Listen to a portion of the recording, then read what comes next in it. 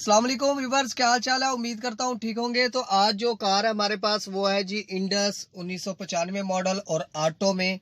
आज हम इसका रिव्यू करेंगे। वीडियो को स्किप नहीं करना, एंड तक देखना है। मैं इसकी प्राइस भी बताने वाला हूँ आज की वीडियो में। इसकी जो कंडीशन है वो भी बताऊंगा और इसमें कौन सा इंजन है वो भी बताने वाला हूँ। तो वीडियो को स्किप नहीं करना, एंड तक देखना है। ये कार 95 मॉडल कार है और 2011 में जापान से इंपोर्ट की गई है। 2011 की इस कार की रजिस्ट्री है। और एक्सटीरियर की बात की जाए तो ये कार बाहर से शावर है और इंडस करोला है।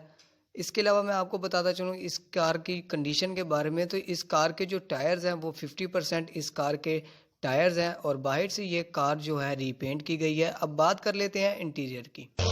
ये कार ऑटो है। इसके अलावा मैं आपको बताता चलूँ कि जो इसके साइड मिरर हैं वो ऑटो एडजस्टेबल और ऑटो रिएक्टेबल है, जो कि एक बटन दबाने की मदद से आप इसके जो साइड मिरर हैं आप क्लोज भी कर सकते हैं, ओपन भी कर सकते हैं और इसको एडजस्ट भी कर सकते हैं। इसके अलावा इस कार के अंदर एलसीडी जो है एंड्रॉयड की वो इंस्टॉल्ड है, एसी चालू है। अगर इंटीरियर की बात की जाए तो इसमें कोई भी चीज़ ऐसी नहीं है जो जेन्युइन ना हो। इसके अलावा अब इंजन की बात कर लेते हैं।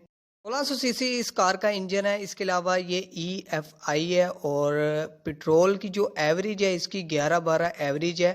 इसके अलावा मैं आपको बताता चलूँ ये 16 वाल्व इंजन है। इंजन का साउंड आपने सुन लिया, साउंडलेस इंजन है, जर्नल किया गया इस कार का इंजन।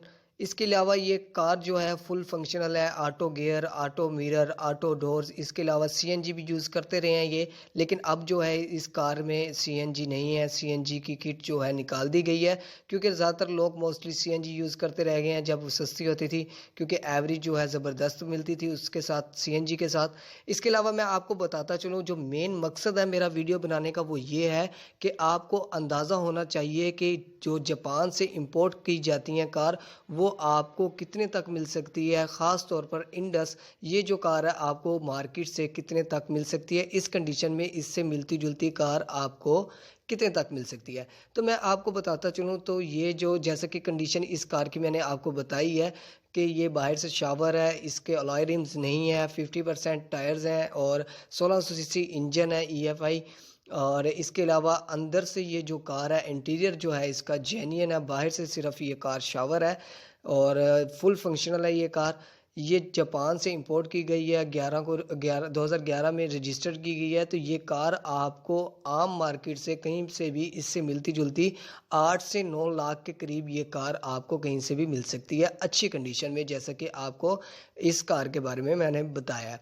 और अगर इस कार में अगर कोई इंटरेस्टेड है तो वो मुझसे फेसबुक पे डिस्क्रिप्शन में मैंने लिंक दे रखा है फेसबुक का, वहाँ आके मुझसे कॉन्टैक्ट कर सकता है, ताकि मैं आपको ओनर का जो कॉन्टैक्ट नंबर है वो भी दे सकूँ, वो आपको मैं दे दूँगा। आप फाइनल प्राइस जो है उनसे कॉन्टैक्ट करके आप ये कार परचेज़ करना चाहते हो तो आप परचेज़ कर सकते हैं।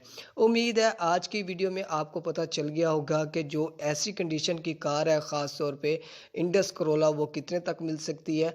तो वीडियो पसंद आई हो तो लाइक करें, सब्सक्राइब करें और अपने दोस्तों के साथ शेयर करें।